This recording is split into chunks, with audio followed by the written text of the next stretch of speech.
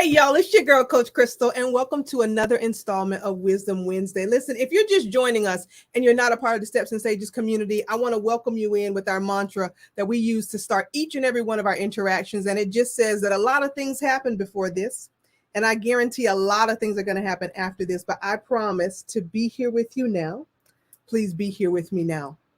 Now, again, if you're just joining us, you've stumbled upon the Wisdom Wednesday podcast, which is an outgrowth of the Steps and Stages coaching community. We believe that if you don't have a vision, you don't have a life, AKA that's why I'm called the Vision Coach. And so this actual container for wisdom became a part of our growth and trajectory so that we could introduce you to some of the people who have been a part of my life, my growth, and inspiring people that are living the vision of a life that they actually love by design and not by default. Now, if you're ready to take the first step into transforming your life, please jump over to visioncamplive.com because we're having our last live event of the year in Middlebury, Vermont at Town Hall Theater, and I would love to see you there. But without any further ado, tonight we have a gentleman, a Renaissance man, a musician, a scholar, a director, a thespian, if you will. His name is Charles Vincent Burwell, and I'm so excited to introduce him to you. Vincent, welcome to Wisdom Wednesday. Thank you. Thank you for that wonderful and illustrious introduction. All true? Yeah, well, I mean, yeah. Okay, so do me a favor and tell the people who you are in your own words. Okay, well, I'm Charles Vincent Burwell. People who know me and who have met me, and we chop it up. Call me Vince. So if people call me Charles, then I'll know that we don't know each other all that well. And if you call me Burwell, then I know that you know me very well. But Vince is I go by Vince. And all of the things that you said are true. When you put them all together, it sounds illustrious and quite esteemed. But truly, I'm just a Black man who's working his way through life. It's a journey and not a destination. And so we'll see how many more things I can add to that. Okay, I love it. Okay, so this is funny because we named this episode Country and Clever, right? Because we both kind of grew up in the South. You have a kind of a niche marketing company called Clever, right? And so, and then I think a lot of what we have been able to do as artists and entrepreneurs and academics is really be clever about the synthesis of our lives, right? So all those things kind of sound illustrious, and at the same time, you're just like, I'm just a dude, right? So tell us a little bit about how the illustrious and the intimate and the kind of mundane come together in your day-to-day life. Well, it's interesting. One way is that every day of my life is a little bit different. I don't necessarily have a routine. And because of the way that my mind works, if I have too much of a routine, I start to zone out, or I'm not detail oriented, or things fall by the wayside. So every day is a new day. Every day is another story. And because I'm a storyteller, I write theater. Then it gives me plenty of material to pull from. Now, my day job, I'm a professor. I teach theater at the Boston Conservatory at Berkeley. So I'm in Boston right now. Doing that, I teach race and identity and performance, which is a seminar that evaluates race, identity, and culture throughout history and the relevance to the performances that we see in terms of theater, drama, dance, and so forth and so on, the performing arts.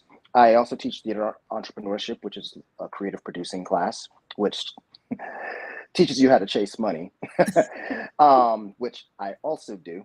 And I teach audition techniques because I've run across a number of young artists and actors and performers who are venturing into their performance life and helping them deal with the nerves of all those things. And pop rock and contemporary music. So self-explanatory. So I do that. I also live in New York, so I commute once a week to Boston to teach. In New York, I write shows, and I have my creative career as a writer of theater, as a creative producer with my writing and producing partner, James D. Sasser. I'm a partner in the Clever Agency, which is a content creation studio that works with social entrepreneurs, 501c3s or non-for-profits, artists, and people of the like.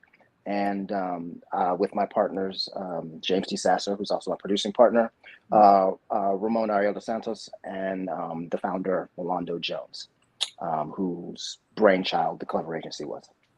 Love it. And in between that, I try to eat and, try to stay healthy. And so no 2 days are the same. How would you talk to, or how do you talk to young artists about being okay with not being the same, right? Because I think there's a little bit of a growth spurt that comes in there where you spend a lot of your time trying to fit in, not knowing that you're never supposed to fit in. And then when you're trying to do the thing the right way, you sometimes figure out that, oh, there's a better way of doing it, and it's your own way as a creative. So how do you kind of mesh those ideations with your teaching? Well, it's interesting. One of the first things that I tell them is that there is no way. I'm 25 years into my 10-year plan. And so by that concept or idea, I was supposed to be rich and have my house on Star Island off the coast of, in Miami right now. Right. And I don't have my house on Star Island. I'm not rich yet.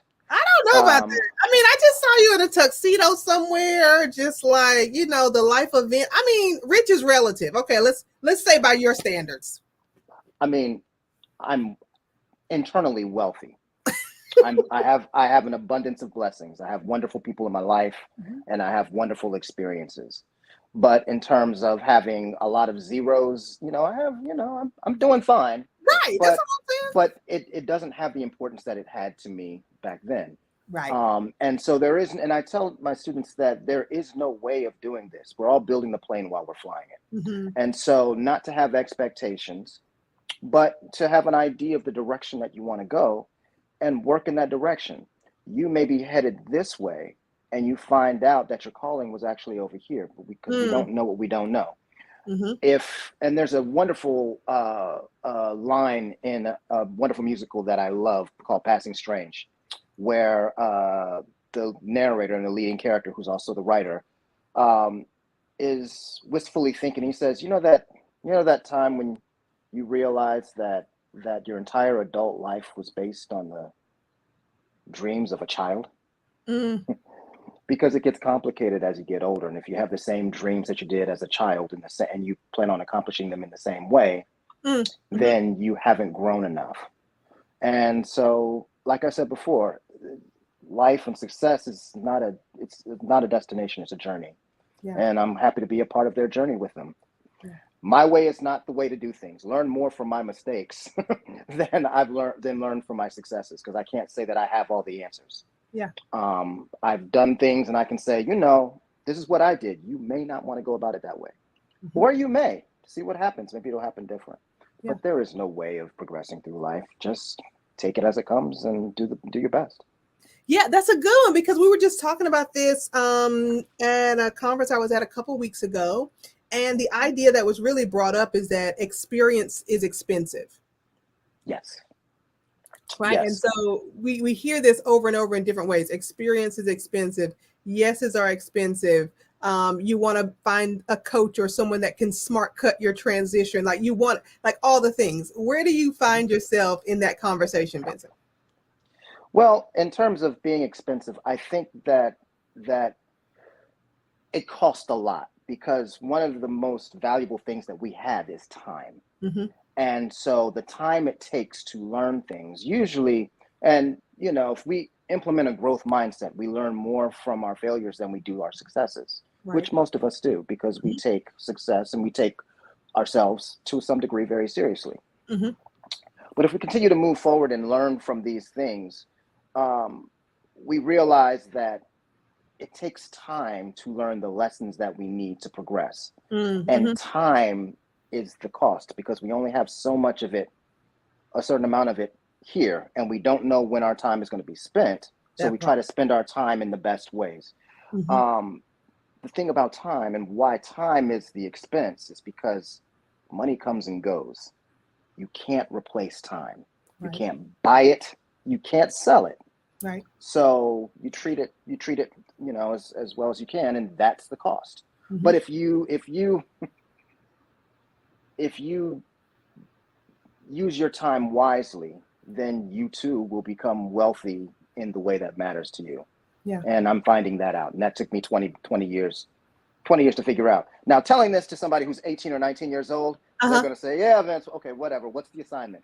Yeah. What's the step? And I'll say, you know what?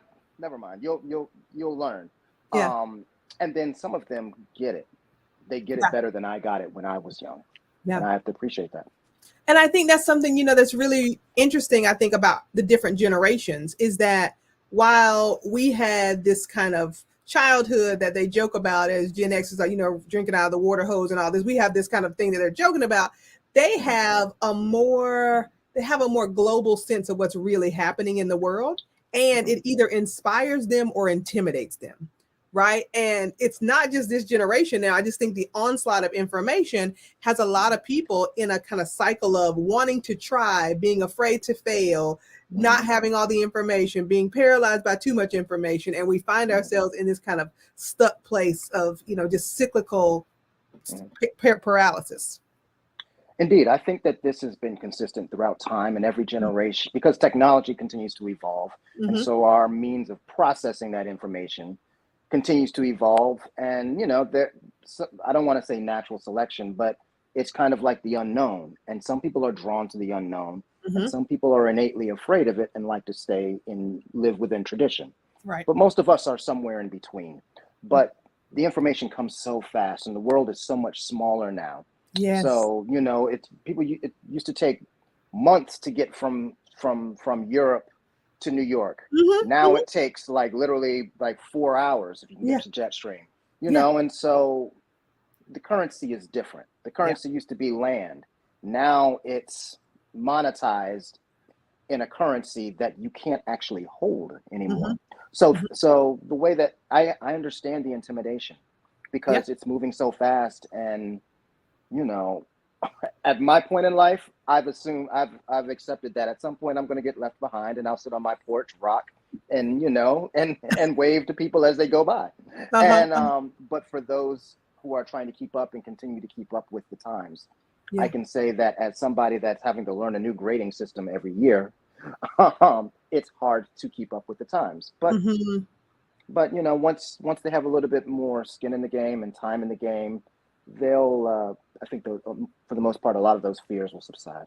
Yeah. I mean, when we talk about the world getting smaller and having access to so many more things, it makes me think, we're in 50th anniversary of hip hop. And I can remember growing up in the South where you could distinctly tell where an artist came from, right? It was two different worlds, right? And we had to wait. Okay, I don't want to blow anybody's mind out there that's born after 1995, but we used to have to wait for a mixtape to make its way from New York City down the East Coast, right, to where we got to play it, and then it would just be copied forever and ever till the thing popped, right?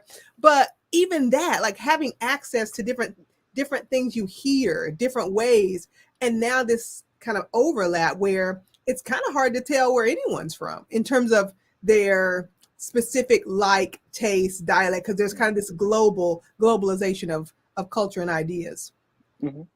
And it comes and goes. I mean, one of the things, because I remember when all of a sudden, I wanted to say it was Fat Joe, hip hop artist, rapper. Fat Joe was rapping over a beat that was from the South. And so I'm like, okay, the South is taking over. And so for a while, everything sounded Southern. I'm like, the most New York cats were sounding like they were bouncing. And I'm like, all right, okay, this is interesting. Yeah. And that's cool because, the culture, hip hop culture is coalescing because it had been so segmented by geography. I think, and that's how it is. And now I think that, okay, it's separating again. And that's beautiful because it means that we're saying, oh, yes, we became a mixing pot and then realized that there's something to be gained from being multicultural. Yeah. Us are retaining our own aspect of things. Because right now, in terms of who I'm listening to, I'm in a UK rap phase right now. I'm loving what Dave is doing, Stormzy, Central C. Like, I'm loving that sound and the fact that they are taking pride in being, this is UK rap. Yeah. Yes, it's hip hop. Yes, it comes from the States and whatever, but it's a branch on the tree, and now we're doing our own thing. Yeah. And there's a beauty to that. And that just lets you know that there's a place for you in the arts. There's always a place for you. And you don't have to water down who you are in terms of your identity. As long as you're clear about who you are, you'll always be fine, and you'll always have a place in this world. So you're 25 years into this game. When did you find your clarity? I mean, because I think people are like, oh, it was a light bulb that went off when I was like on stage in 1992. Like, when did you find it? Proof that I'm in theater, the concept and the idea that you actually believe that I found it. I mean, no, I'm just saying. Clarity is relative. I think that my level of insecurity has diminished because of time, age, having been told no. And I grew up in a time where we had to have thicker skin. Yeah. And so I think because we had to have thicker skin, social media wasn't a thing. I think that, or it became a thing much, much later. Yeah. I think that I benefited from having to learn those lessons earlier, before, making my way deep into adulthood. So and as artists, we tend to recognize, okay, I'm a round peg in a square world. And so you learn that different. You're just different. You just view things a little bit different. And being a little bit outside of convention allows for that acceptance. Yeah. To set in early. Often because our first step in that realization is outright rebellion to whatever society says you have to be. And then we kind of figure it out. Yes, I used to dress kind of weird in my early 20s, and now I'm wearing a cardigan. It's Right.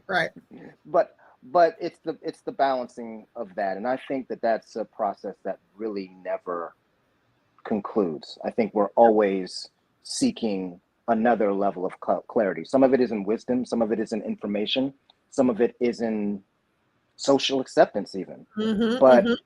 But I think it's a combination of those things, and somewhere we'll say that we'll have clarity because we'll feel that way, but there will still be things that we're unclear about.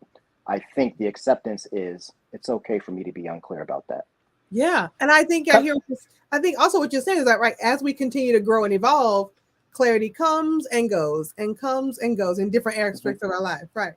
I wave to it as it goes by, At some point, I'm looking forward to being that old person sitting on the porch saying whatever comes to my mind and whatever, and caring less about the feelings that I might hurt because, and I think that'll be a wonderful point. Even if it's as foggy as it can be. Yeah. Yeah. I mean, but I think that moment, I think what we found, I think a lot of people find this, right, is that they're chasing that moment of clarity where they think, oh, this means I figured it out. Right. But then if they're not asking a better question, then they're just going to stay stuck in that small understanding. I just figured out how to make my background blurry, and I forgot it just that fast. So, but I mean, that's the joy of life. That's the joy of discovery. Yeah. I don't want too much clarity, because if you have too much clarity, then what are you working towards? Exactly. Right. Yeah. Exactly. Yeah. So Vincent, when we think about this, I'm wondering, as you're thinking about this journey, but you're still working, I know you have a new show, Bottle Shock. Like, where do the moments of celebration come in? Right. Because I know as an artist and as just like a person who's addicted to growth, right? Like, you just constantly are doing, and sometimes we don't take time to celebrate. Like, how are you celebrating now? And like, what's the big thing? Celebration is relative. I will honestly say that, and I think this is a trait about me and it's a trait about a lot of us. Mm-hmm. When your art is also your career and your job, sometimes we can look at it as a task. Mm-hmm. Okay, it's a task completed. What's next? Yeah. And so the celebration for me is, okay, that's there. I'm excited about what's next. And it's interesting. There's a long time ago. Well, not a long time ago, but when I finished, me and my writing partner James finished our first show. We caught up with our professor, a wonderful, a brilliant writer, Sybil Pearson. I think Mm-hmm. she just retired. She retired from NYU not too long ago, and and I congratulated her because her show Giant had just opened, and she was like, "Oh yeah, forget about that. Yeah, that's done. That's doing whatever." What's really, and then started talking about what she was really excited about. Yeah. And I feel that way as well. Bottle Shock is exciting. It's wonderful because we've been working on this show for 10 years. Yeah. And sometimes it happens quickly. We opened another show that we've been working on by George after a year. This show we've been working on for 10 years. So it was wonderful to see that come to fruition. Yeah. My celebration was when I saw the set, because we had a Mm-hmm. wonderful set by an amazing designer, Joe Winiarski, and just created this beautiful set. And so I was like, wow. And then I heard the band playing my music, Mm. and it hadn't even opened yet, but I Yeah. heard them doing my work. And Yeah. so I'm listening and I'm like, oh, there's a little tear. I'm like, oh, that's a wrong note. Right. Right. and and then, and then I get into problem solving mode. But it's wonderful. We had a wonderful opening, and that was exciting. Yeah. But I can't turn it off. Yeah. And Yeah. that's the hard thing. So celebrations are relative. Mm-hmm. Um, a good night's sleep is a celebration for me. Yeah. Waking up and nothing hurts is a good night's is a celebration for me, because I've been sleeping for years, and I'm like, how can I fall asleep wrong? Oh yeah. But so it's the little celebrations. The show is wonderful, and I'm excited about the show. Mm-hmm. And it's it's moving on. Hopefully everybody in the audience will see it soon, because we've been getting some really good news, and we're excited about that. And I can't tell you, though, it's a secret. That's okay. But just let me, I know you can't say, but let me just say, for the people who might not be well versed in the industry of what it takes to give birth to something artistic, right? There's the idea, there's the creativity, there's the rehearsal, there's the funding, there's so many factors here. So for this to be maybe coming to all of us is just mean another hurdle has been won. So that's called for celebration right there. Yeah. The funding. Yeah. And it's interesting. One of the things I like about this and doing shows is that it's so highly collaborative. And so it's not just your artistry, it's the artistry of so many other people who've devoted their careers to being able to do this part of this thing, that, when mixed with what you do, gives birth to something that's amazing. That's the beauty of humanity. It takes two people to create one person. Exactly. And so it's a collaboration. And so when you see that come together, it's exciting. And that there's calls for celebration because it takes so much, but the work continues to live. And so it's like a child. It grows. And so you have a series of celebrations. Opening is a celebration. Moving to a next venue is a celebration. Broadway can be a celebration. West End can be a celebration. It continues to making you a lot of money. That's a celebration. So so art is celebratory, but for the artist, they create and then they move on, task completed, and they move on to the next task. It's kind of like a in and out folder. Yeah. And that's the beauty of it, because that's food for our soul. We have to do it. Yeah. When did you know you were called to do it? Right. You said earlier, like, this is the thing, and then this is your calling, and you might deviate from your path. When did you know this was going to be it? That's a good question. I knew that it was what I wanted to do, but I originally went to college to study marketing. And so it's funny how my career has come full circle. I believe that my artistry or being an artist is a tool in service of something else. I love wisdom. I love knowing. There's something that comes from the concept of knowing, because for Mhm. everything that I know, it leads me to another question. Mhm. And the artistry is my way of communicating. Marketing is my way of understanding people, because modern marketing is rooted in sociology, Yeah. right? Which is the understanding of how different groups of people are going to communicate and see and understand and move in whatever directions, looking at the trends. Mhm. And so I love the understanding of people. And so marketing, my marketing mind, which goes into, in terms of my career, Mhm. goes into my way of creative producing. It's rooted in a desire to know. Being an artist and the art that I create, the most exciting part of it for me is the research. Mm. I did a Cuban show, going to Cuba, at that Yeah. point, going back to Cuba, because I performed in Cuba many, many years ago. But going back and seeing how the culture had shifted, Mhm. that's exciting. Learning Yeah. about people who aren't me, Yeah. you know, for Bottle Shock, it's a show about wine. And so I had to do a lot of research on wine, a lot of research. Oh yeah. Research. Yeah. That that didn't suck. I'll sip out of my branded cup, and there's absolutely no wine in that cup. Uh Maybe, so we can tell. but yeah, but the research of it, that's the joy. So I think that my artistry is in service of a desire to learn, Mhm. and that's probably where my being an educator comes from, because I want to forward that on, to use that wisdom that I've learned and then the research and that understanding, and pass it on, so to another group of people who can ideally use it and pass it on, and so it continues to be cyclical and continues to live. Yeah. Yeah. And that methodology. I mean, it's all about legacy at the end, right? Um, Yes. because we come from legacies, right? We're creating a Mm-hmm. legacy. Every part of this journey is just really a marker about how far we've collectively come. Mm-hmm. Vince, I know you're busy and I don't want to take up too much of your time, but we have a question that we ask every guest this season. So we Mm-hmm. come up with a question every season.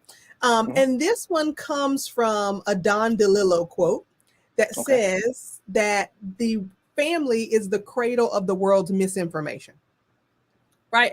And so as Okay. you're like for 25 years, you've been in this game and living this life, what has been something you've had to maybe unlearn that your family kind of maybe misinformed you of? Not willingly, not maliciously, bless their hearts, but like what did you have to kind of undo? That's a challenging one for me, because my family, my parents, were progressive for, Southern Christian Black folks, and and um, and so they definitely were hugely supportive and very, very wise, and offered me a lot of information.